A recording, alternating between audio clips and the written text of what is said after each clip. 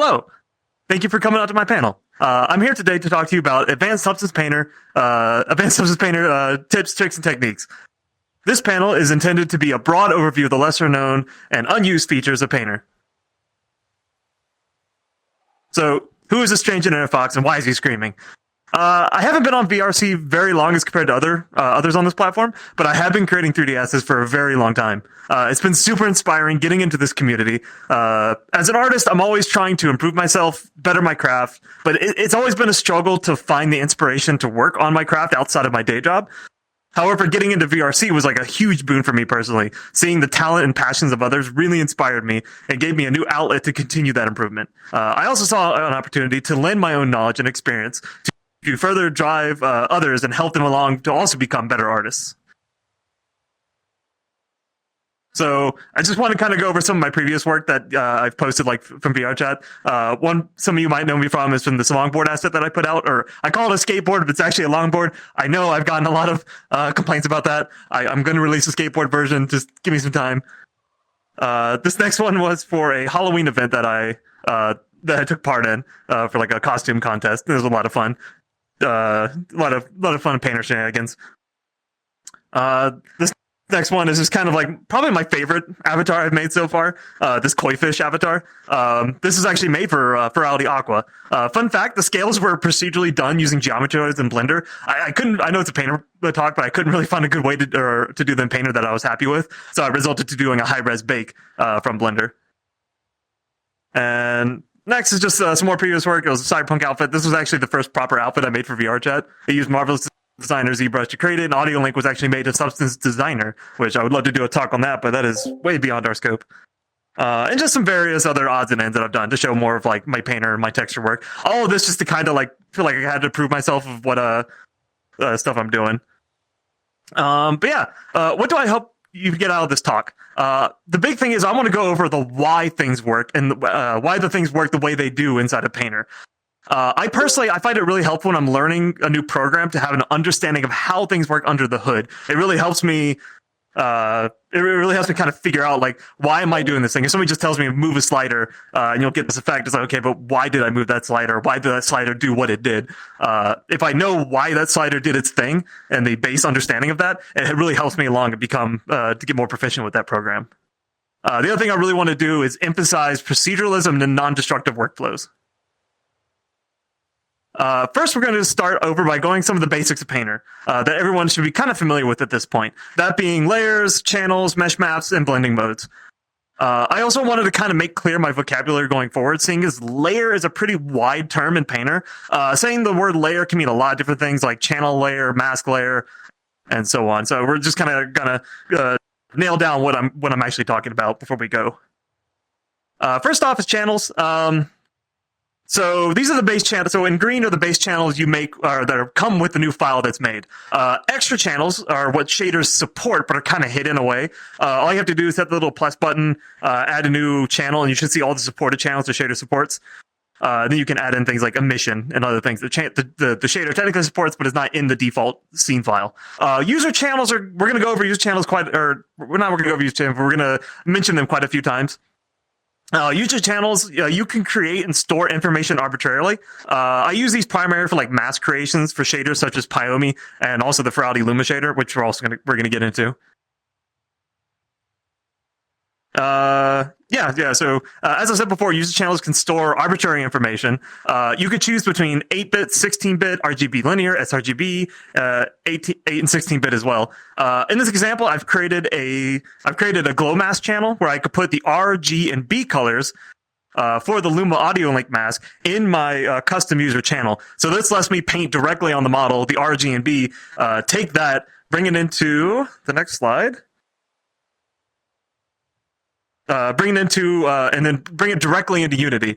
There's a lot to go into when it comes to the actual exporter. I highly recommend looking over the Painter documentation, but it's just a really powerful thing to know that with user channels, you can store anything you want. They don't have to be this. They don't have to be just a normal. They don't have to be just the base color or roughness. User channels can be anything you want them to be, arbitrary data. So again, layers. We all know about layers, but I kind of want to take a moment to define the vocabulary behind layers. For example, we have a couple different versions of a layer. We have our channel layer, which is the one thing you create when you like add a new fill, add a new paint. That's considered a channel layer. We then, if you add a mask to it, then we have the mask layer. And beneath the channel layer, beneath both layers are something I call sublayers.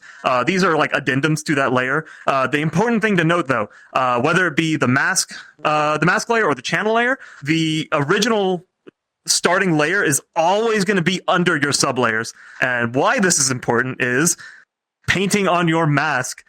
Don't do this. Just don't do this at all. The big thing is it's a very destructive process. It's really quick. It's really easy. All you have to do is right click your mask, add a new paint layer, and paint on that instead. Because as I went over before, if you so happen to like paint a detail on your avatar directly on the mask layer, and you decide later on down the line, it's like, hey, I want to use that paint that stroke I painted as a subtractive effect. Well, now you're going to have to do some like anchor point shenanigans to get that data back, or you're going to have to restroke and redo your mask. So if you paint it on a paint layer instead, you can then take that paint layer, move it up and down the sublayer stack without being destructive to your overall layer. Let's see. So mesh maps. We're going to go over these really quickly. I really want to emphasize kind of what they do and why they do things. You've baked them before. What do they do? What are they good for? And what's with the rainbow puke textures that come out of it? So mesh maps. Quick thing to note, baking. So whenever you create a new file, you have a little bake thing under your mesh maps. If you want to bake something, it's really important to get your position, your world space normals, and other things, because a lot of the generators are going to go over use those. All you have to do is open your bake thing, set it to use low poly as your high poly, and then you can bake out some really basic mesh maps to use within your generators. And again, so generators, why do we need these? What are they? So I'm going to go over a couple important ones. We're going to go over world space normals, position, thickness, AO, and curvature. So the first one we're going to go over is our world space normal. So world space normals are relative to the world. Think of an outside observer looking at the mesh and what they would see. So in my video example, we can see that whenever we have our world space normal, I'm using a world space generator. So I'm able to take this red shape and project it across the model. As we can see, it acts much like a light, where whenever it hits the side of my character or the side of my avatar, the other side isn't getting affected by it, but neither is like the underside of the arm or the top side of the arm. It's only the side of the body. So this is relative to the world.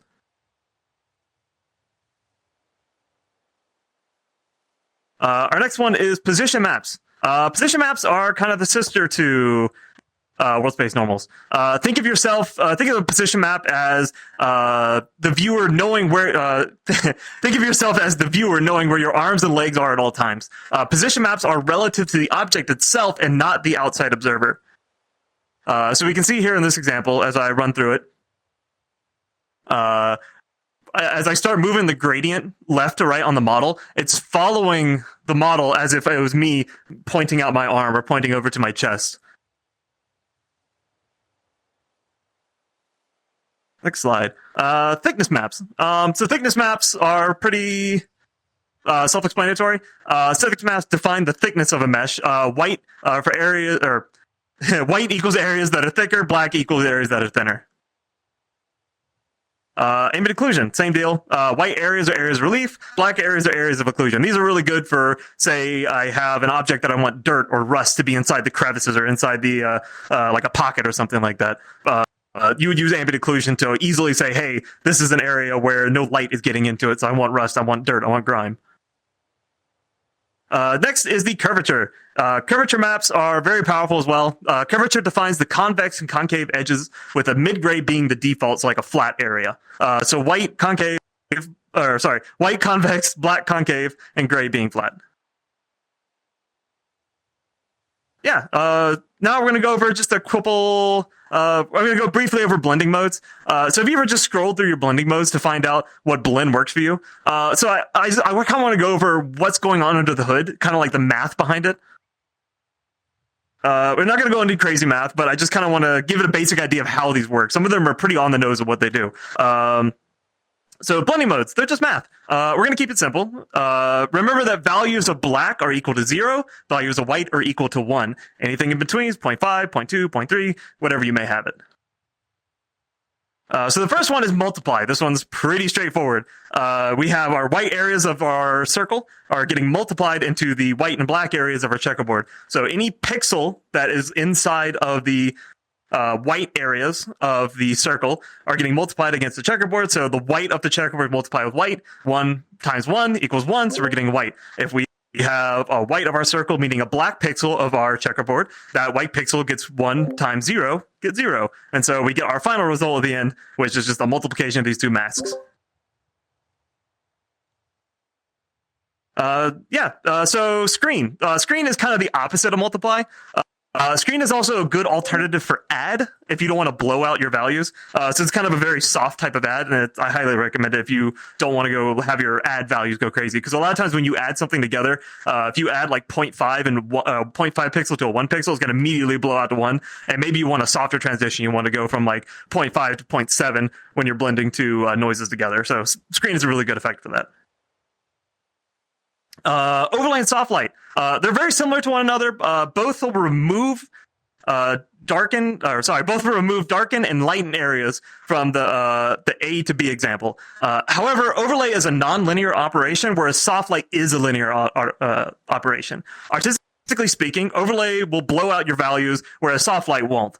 So if you're, these are really good for doing, like, say I have an ambient occlusion, I'm putting a noise across it. I've set that noise to an overlay. I'm going to get a really nice breakup of where that overlay mask is transitioning from white to black. But if I'm using an overlay, sometimes those values get blown out really quickly. It doesn't really look that good. So if you're not liking the results, soft light is a really good alternative. Add and subtract. They're pretty simple on the surface. I'm adding pixels together and I'm subtracting pixels together. So if I'm adding a 0.2 pixel to a 0.8 pixel, I'm going to get 1. If I'm subtracting a white pixel from a white pixel, I'm going to get 0. It's going to become 0. Let's see, blending modes. We're still in blending modes. Pass-through is what I want to say. We're going to take a detour into one specific blending mode that's very powerful, and I really want to make a deal out of it. So pass-through stores the information of all layers below it. So we can see in this example, if my overlay wants to work nice with me. Yeah, so in this example, I have a paint mask layer set to pass through. It stores the information of the previous layer. In that previous layer, I can paint non-destructively where I want the belly of the character, like the fur of the character to be. However, on the paint layer above that with the set to pass through, I can then smudge that same data that's right below it in the pass through layer. What this means is that if later on down the line, the person commissioning me or me myself want to go through and redefine the mask, or I want to redefine the fluff that I'm currently painting on it, I can go to that pass-through layer, use an erase, re-smudge it, whatever. Or if I don't like it at all, I can just completely delete the pass-through, and I still have the underlying mask. So it's a very non-destructive way of modifying a mask that's below it without ruining your results. The big thing I really want to emphasize in this talk is non-destructive workflows, especially if you're doing commissions for people and you don't want to waste too much time because they come back to you and say, hey, I want my fur to be slightly different. I want this slightly different. If you have to go through and completely repaint the text or repaint the character, that's a lot of time wasted. And very small things like this can save you a lot of time and a lot of money.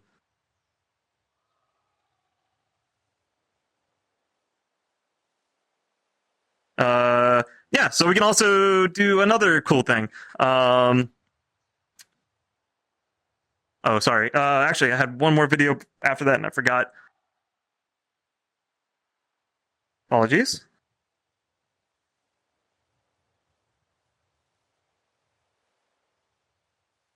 We'll move on.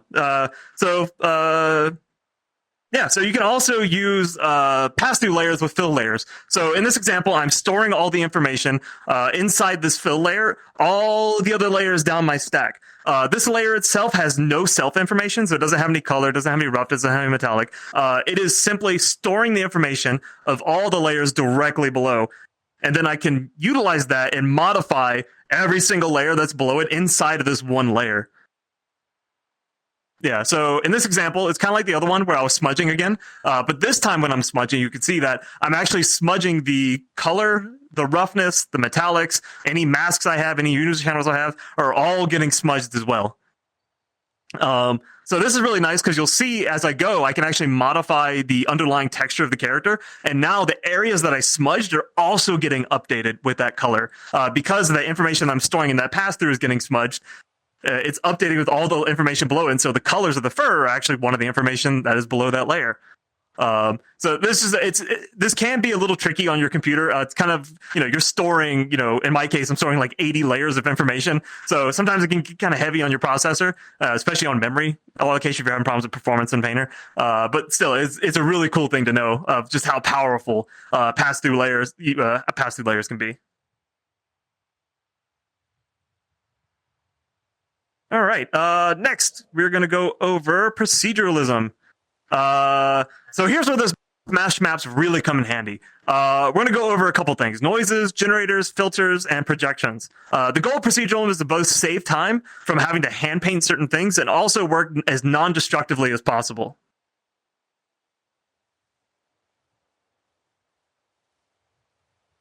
So I use noises quite a lot in my generators, especially for like hard surface objects, from even like on character and clothes. Noises, I use them everywhere. So we're going to go over a couple very important noises that you should really take note of. A lot of these are 3D noises, meaning they tile across any model we give it, across UV seams. They are seamless. These are really important. The mesh maps we talked about earlier are really important for this because these 3D noises require a world space and a position map. Yeah, so a couple generators take note of. Curvature, ambient occlusion are very important. Light can also be very handy. So in this example, I'm using a curvature to derive areas that are like high points in my pants. This allows me to, like, say, lighten the edges of my pants or something like that, where maybe the cloth is getting more frayed or getting more worn. So I really want to kind of emphasize where that light is coming from. Ambient occlusion, kind of self-explanatory as well. I can go through and I can add like little bits of dirt or little bits of like cloth clumping up where the legs would like rub together. And light. This is a nice, easy way to get really quick. In this example, wearing on the front of the jeans. But yeah, so generators you can do all kinds of stuff with, and we're definitely going to be kind of jumping into some more of those later. Again, with going back to 3D noises, we have an example of a 3D Perla noise across our character. Again, we have no seams with this.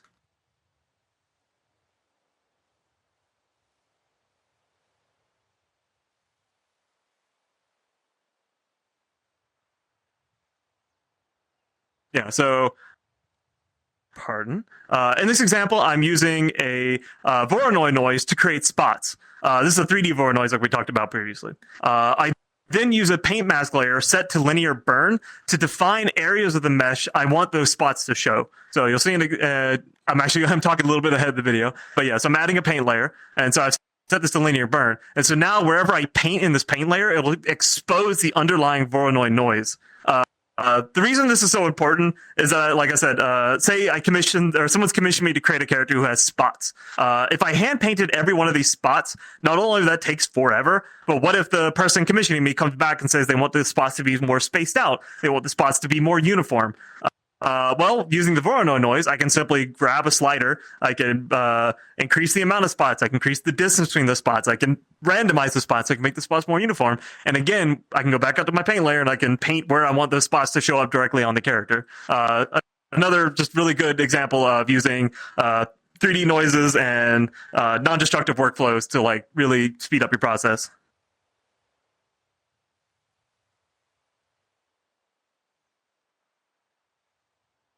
Yeah, so this is another quick example with my skateboard asset.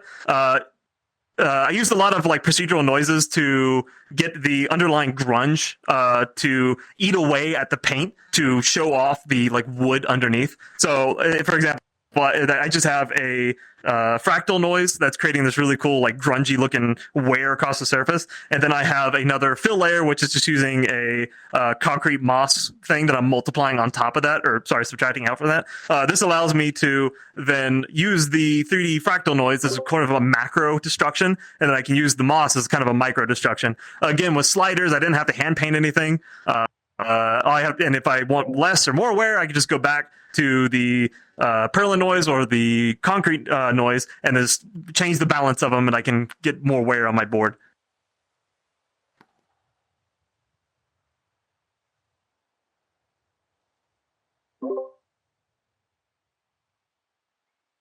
Apologies.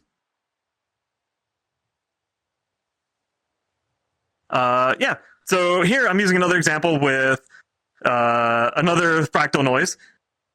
I'm creating a tongue taste bud texture using two noises, a Voronoi and a Perlin. The Perlin noise is acting as a breakup map to reduce the uniform strength of the Voronoi. Then I create a curvature on top to subtract, set the subtract to remove the tongue texture from the outsides of the tongue while leaving the inside of the tongue at full strength. Again, I didn't have to hand paint any of this. If I want to increase the amount of taste buds on the edges of the tongue, I can go to my curvature and I can adjust its balance. I can move it back and forth. I can go in after the fact again and just my Voronoi. If I want the taste buds to be more micro scale, I can move the scale. If I want to move a macro scale, I can move them up.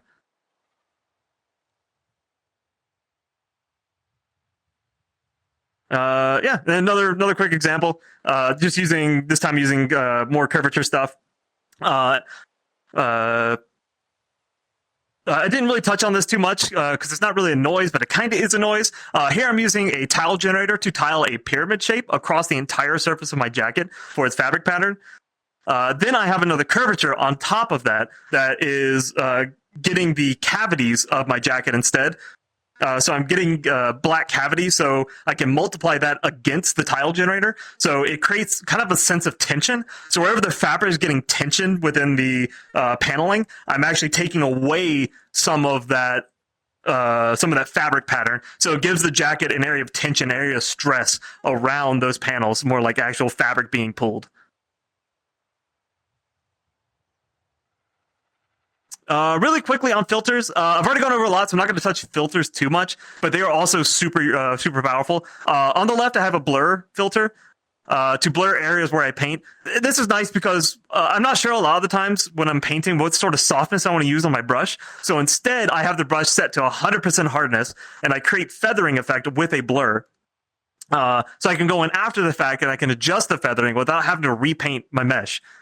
Warp can do all kinds of stuff. I think I have a video after this, like taking the underlying fur detail and warping. For example, you can take underlying fur detail and have a pattern and then warp that pattern via that fur detail. On my skateboard, I actually use a warp to warp the paint via the underlying wood detail. So whenever I'm exposing some of that paint, I'm also warping the edges of that mask via the wood that's below it. So it has this nice, like, it makes it settle and make it set into the texture more accurately. High pass, you won't use all too much, but it's really great for reuse. I just kind of want to note it because not a lot of people know about it. It's where you can take a noise that's very sparse or contrasted and reduce it to be more kind of uniform. So it's just really good use of noise reusal.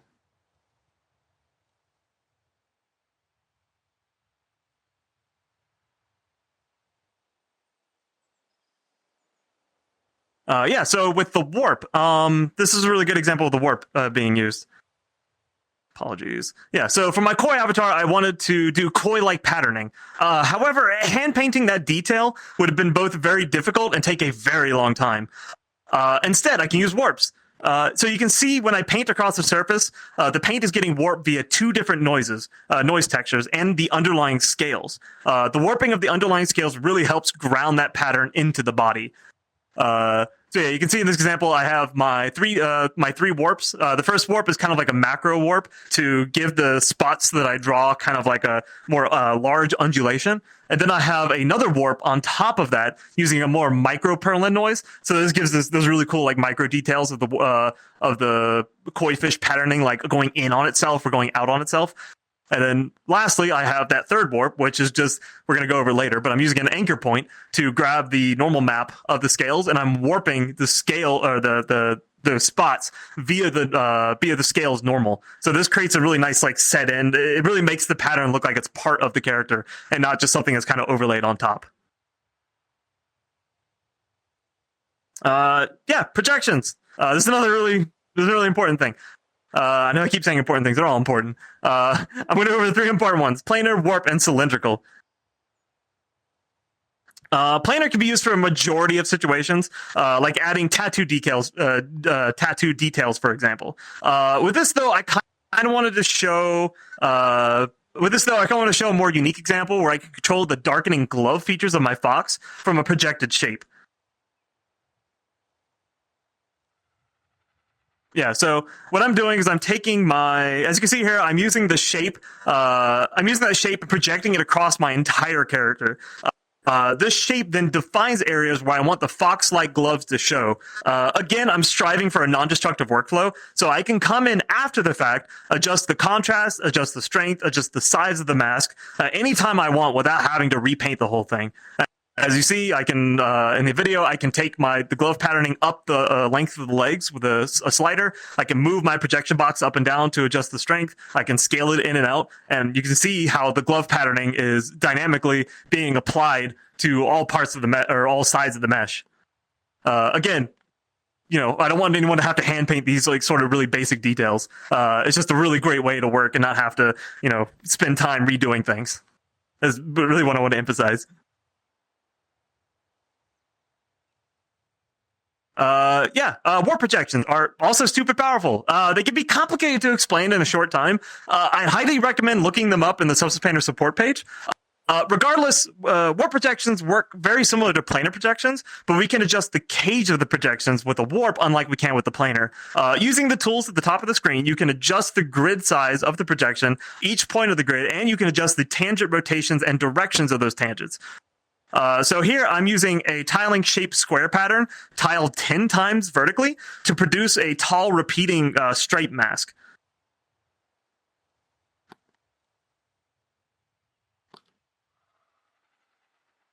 Apologies.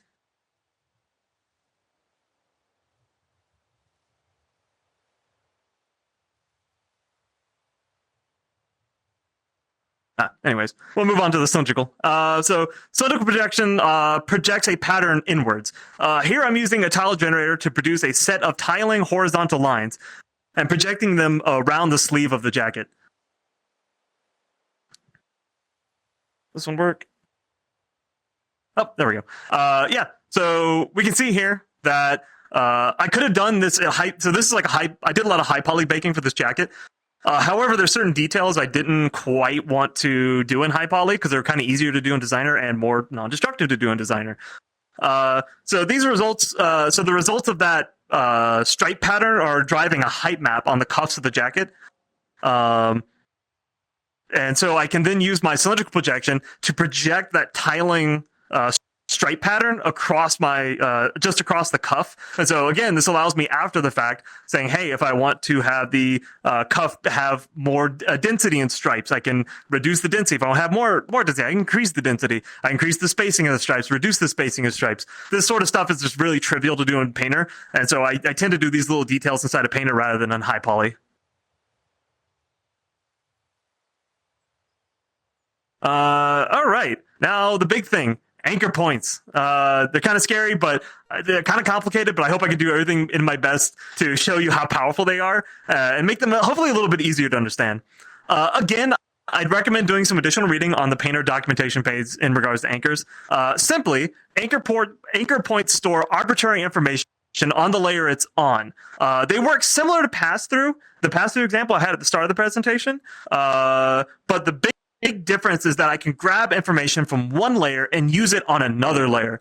It's very important to note, though, that you can only reference anchor points from the layer below that you're working on. So in this first example, when we get to the video next, is I'm painting on a belly mask for my character.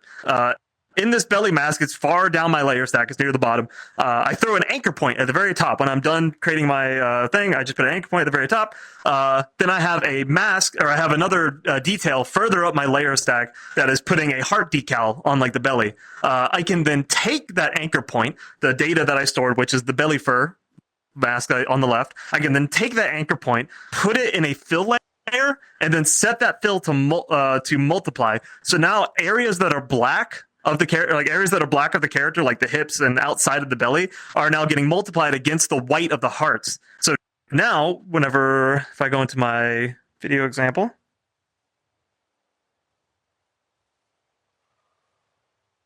yeah. So in the video example, you can see that as I was just dictating, which I should have just dictated when the video was playing, I have my mask layer that's where I painted on the fur where I want the belly to show up.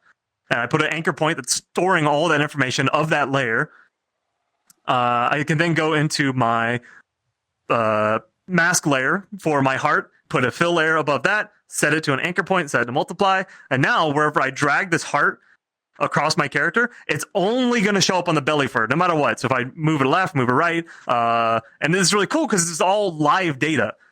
So you'll see in a second that if I go in after the fact and I want to adjust my belly fur, if I want to increase the amount of distance of my belly fur, if I want to shrink the amount of belly fur, the layers above will all update with that information. So you see that I increased the size or the area where my belly fur comes out. It's also taking away from that heart.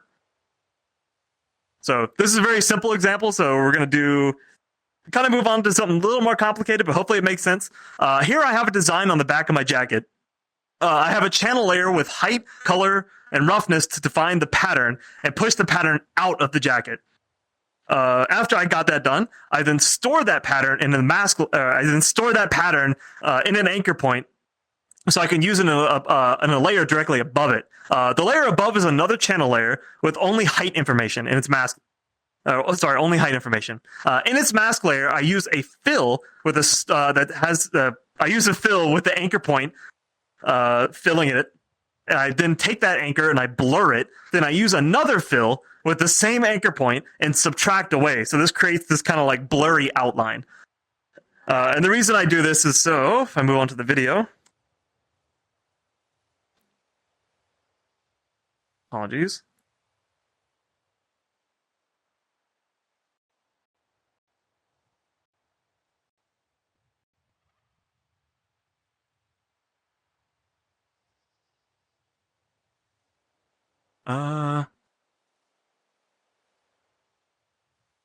Sorry, I'm fiddling around. See if we get the video to play.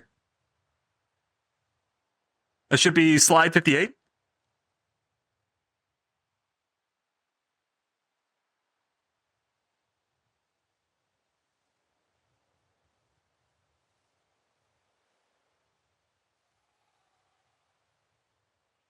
Well, anyways, yeah. Well, I'll do it without the video. So,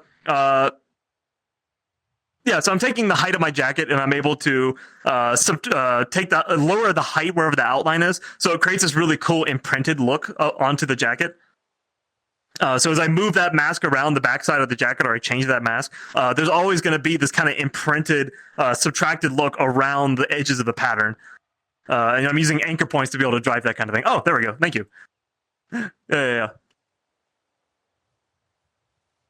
Yeah, so we can see here, I have my layer with the mask. I have my layer with the outline, using the anchor points to derive that outline. So now if I go back to my layer, which I think it will in a second.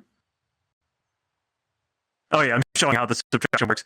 Yeah, so I blur it, then I take the same anchor point, and I subtract it, so I get this really nice kind of blurry outline. Yeah, so this creates this kind of like indenting to make it look like that pattern is kind of being sewn into the jacket itself.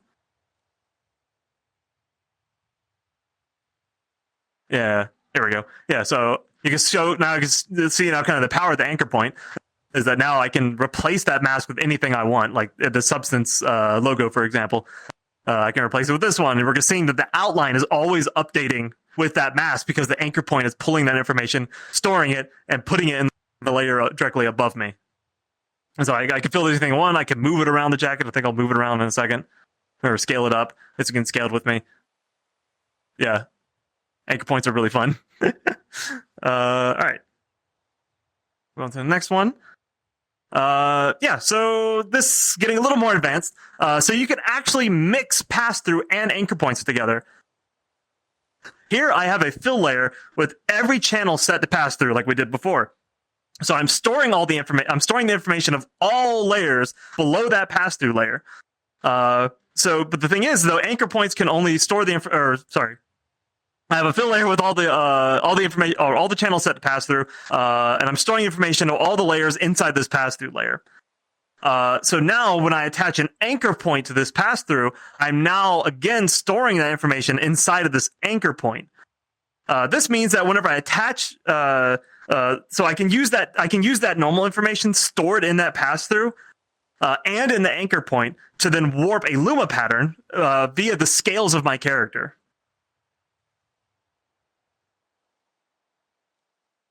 And this one should be slide 60 for the video.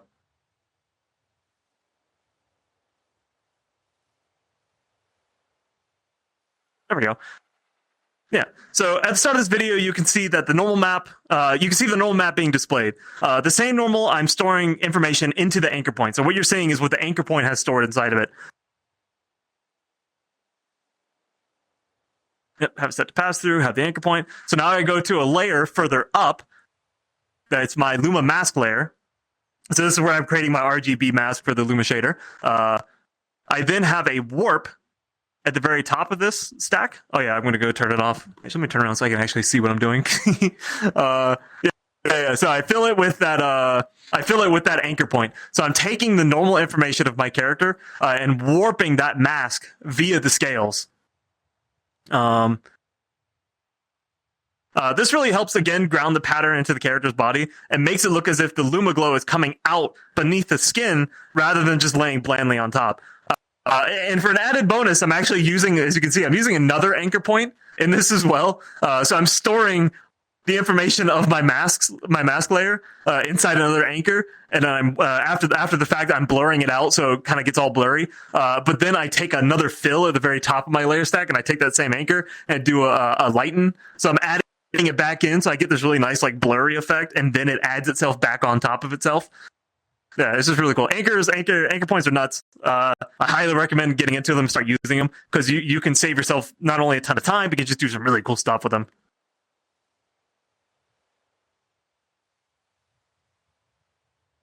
And that should be it. Thank you everyone for coming. I know it's been a lot to go through, and I can't tell you how much I cut from this.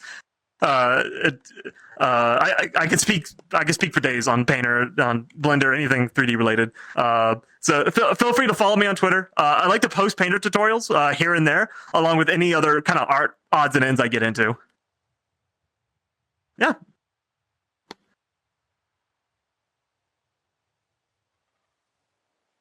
Hello there. What?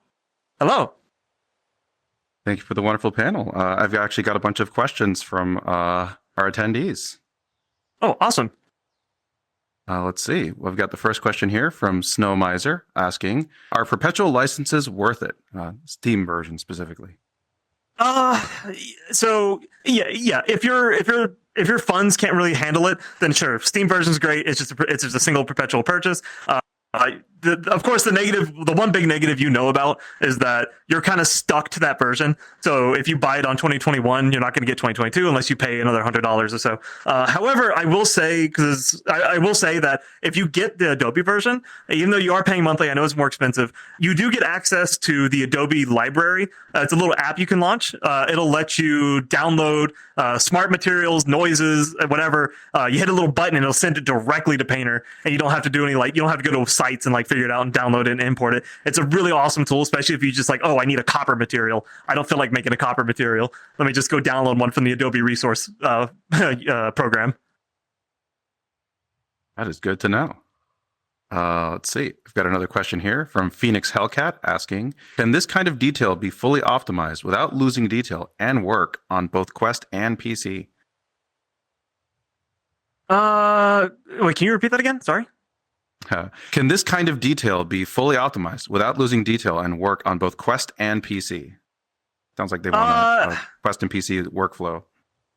Oh yeah. So I'm gonna guess this is in regards to texture memory. Kind of the big optimizations on texture memory. I definitely recommend checking out Tupper's panel on texture memory. There's a lot of really good tips in there. But specifically when you're doing textures, like if you're doing the full PBR workup, like you have roughness, you have metallics, you have color, you have normal. It's really good, of course, to keep everything under 4K as best you can. But there's certain details that you can really mitigate. Even if you're on, like, for example, if you're on Quest, you have to use the standard shader, which requires a specular map, or sorry, metallic map with the roughness and the alpha, I think. You can set that, but a lot of roughness detail, you really don't need to be at super high resolution. So a lot of the times, a lot of my characters, what I'll do is I'll have the color set to 2K, I'll have the normal set to 2K, but I'll have the roughness metallic combination map that I make. I'll set that to 1K because really it's hard to tell, especially with some detail. I mean, there are some details, like if you have like a really fine like rust or something like that, yeah, you could probably tell that the roughness is not quite high resolution. But a lot of characters like jackets and like stuff like this, you really don't need a high res roughness map. You can do that with a lot of your maps. You can pick and choose what resolution you want on them. Thank you so much. I've got another question here from Narek Synthfox asking, any tips for gradients, say for direction maps for the Lumiglow? Yeah. Oh, yeah. So I actually used a direction map on mine. What I ended up doing was I took we talked about mesh maps and how we can bake those out. The position map is actually really good for a gradient because it's literally a gradient of your entire body. So with the Lumiglow direction map, all I did was I took the top-down gradient of my body, and I have it like coming up the character's body up to about the chest, and then I blend in the left and right on my arms. So I have the gradient going from white to black down my arms, white to black down my arms, and then I have the same thing for the head. I shift, I think, of white to black to the neck. So yeah, you can take all those position maps and just bring them as a fills. Actually, no, it's a position map generator, right? So you use the position map generator, you can stack a bunch of them on top of each other, and just kind of derive your direction map from that. Information. I'll have to use that myself. Yeah. Let's see. I've got another question here from Chiare asking, is there a way to match a projection on the other side of a model, say stripes on the front and the back? Yeah. So if you're using the literal projections that we went over, like the warp, the planar, the cylindrical, any of those, as long as the bounding box of that projection is taking over the entire mesh, it's going to project all the way through it. The only time it won't is if you shrink that bounding box. Say like on my arm, if I shrunk the bounding box to be in the center of my arm, it'll only project on like this side, but it won't project on this side. So as long as the bounding box is past your geometry, it'll always go all the way through. Excellent. Let's see. One more question here from Crown Fawn asking, for a beginner, what are the big tips that you recommend? So from my experience, especially talking with a lot of newer artists inside of VRChat community, a lot of people, the kind of a big sticking point I see between people, something that's very similar between people, is the being afraid to fail. I tell this to all new artists: don't be afraid to fail. Don't be afraid to fuck up. You're gonna fuck up. Or I screw up all the time. I screw up all the dang time. So don't be afraid to screw up, because that's how you learn. Like I can't tell you the amount of projects I have in my backlog. That I have like 50 or 60. It's scary how many projects I have that I haven't finished, either because I didn't like the end result or I got bored of them. But the thing is, the takeaway though is I learned something from that. Even if it's a little thing, I can take whatever I learned from that project and move it on to the next one. If I fail on that one, I can take whatever I learned from that, move it on to the next one. And so the big thing is just keep making stuff. Don't be afraid to screw up. Don't be afraid of critiques. If you go out, people you trust, get them to critique your work. That's also very important. Yeah, that's kind of a big spiel. I find that from a lot of artists. That's a really important thing to remember. Fantastic. Great advice. Let's see. We've got another question here from Atlas asking, do you have any advice for making Substance Painter run more smoothly? My 2070 and 16 gigs of RAM just doesn't seem happy. Yeah. So I have like a 4090 and it still struggles with the 4090. Yeah, no, it's my painter files also get kind of crazy. It's kind of my fault. But I recommend like you can work at the big thing is working in a lower resolution. So you can actually work in 2K. Because a lot of times people want to export to 4K. Because it's actually really good in art, especially in the art dev environment, to export at double the resolution that you plan on working on.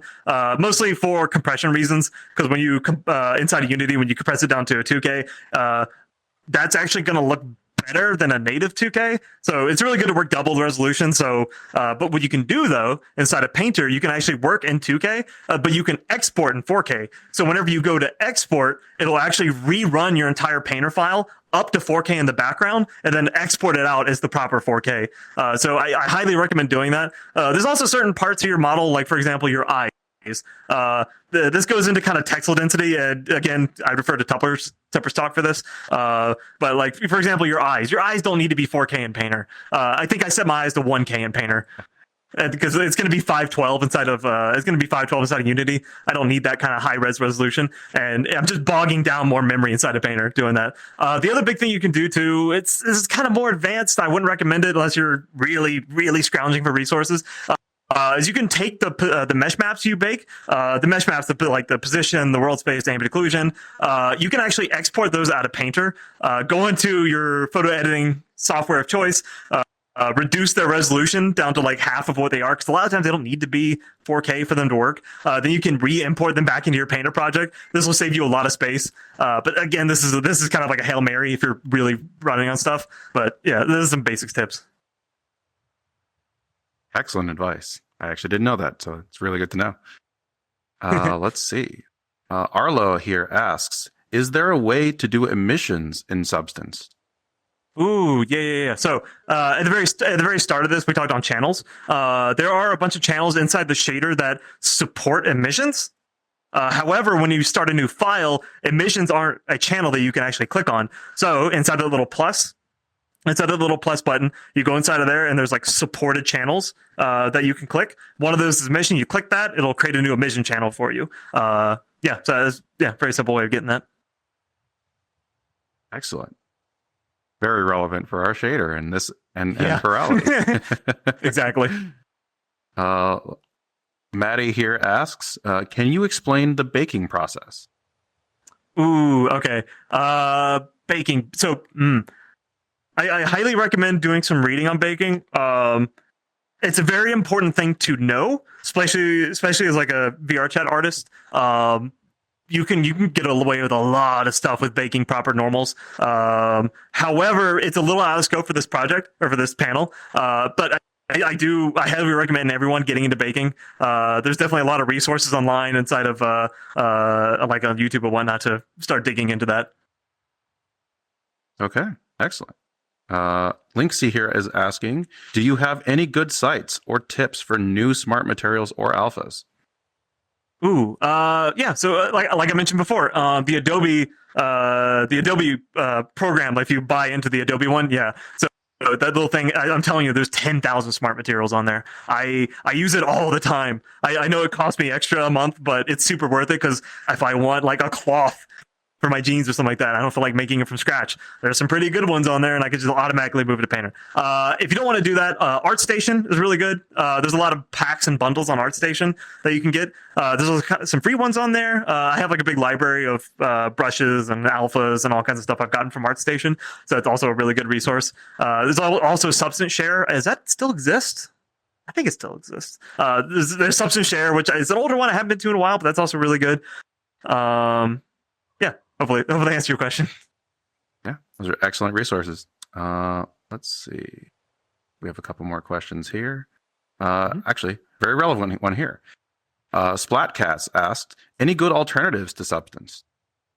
Okay. There are a couple. So I know it's antithetical to this talk, but I understand that, pricing wise, it can get some people out of the, people who want to be creative. Maybe the pricing isn't great for them, and I don't want that to stomp on anyone's creativity. So I definitely recommend, if you haven't looked into it, Quixel is free. It's not as verbose as Painter is, but it's a pretty decent alternative if you just want some really basic stuff. It's not great on the painting. It's better on the proceduralism side of things. But you can do some basic painting in it. Blender is also pretty decent. There's a lot of the advantage of Blender, there's a ton of tutorials. Even though Blender's texture painting isn't very good, in my opinion, there's still a lot of talented people who have taken the time to produce really good tutorials for it. So that's a good one. One that's a little more expensive called Marmoset Toolbag, or Marmoset. Is it called Toolbag? I think it's called Toolbag. Anyways, Marmoset Toolbag. I think it's like $180, so it's a little expensive, but it's a one-time purchase. That one has a whole painting suite on it as well. So that I've seen. I don't know if I can recommend it because I haven't tried it myself, but I know a lot of people have done it. Yeah, and it has really good baking tools too. So that's another alternative. Yeah. I definitely know some people have done some fantastic work using Blender and its node system. Oh, so yeah. It's totally a thing Yeah. you can learn and do great work with. 100%. Let's see. Night Raider T is asking, just for fun, what's your favorite texture you've done so far? That'd probably be my koi fish. Unfortunately, I haven't done as many avatars or avatar textures as I want to. I tend to be a generalist, so I just kind of jump all kinds of different projects. But like, I only have like 3 avatar textures, honestly. But my koi fish is the one I'm most proud of because I spent so much time figuring out, especially the geometry nodes thing, because it's really cool. You can go on my Twitter and find it, but I have a way of like procedurally generating scales that follow the curvature of the body. It will scale up and down via like the polygons on the face and stuff, and you can use vertex color to change it. It's really cool. Yeah, I'm excited. I could go on for it. That's my favorite one. Koi fish definitely looks amazing. It looks like we're running out of time here, but I've got one more question from Atlas again, actually. Asking, do you know of good places to find stylized fur brushes rather than realistic fur brushes? Yeah. So, yeah. Again, ArtStation, Gumroad. Gumroad Marketplace, it's a bit of a pain to search on. But Gumroad Marketplace, I definitely recommend. That's where I've gotten a number of my fur brushes I use, especially on like this character. I use some stylized brushes from there. ArtStation, another great alternative. Again, you're going to be paying for them, but usually they come with, what you're paying for is quality, and they're really good quality. So ArtStation is a huge marketplace I'd highly recommend getting into. Fantastic. Well, that is all the questions. And thank you so much for presenting today. It was absolutely wonderful resource. And I definitely will have to try some of this stuff later. Oh, awesome. Glad to hear it. All right. Later.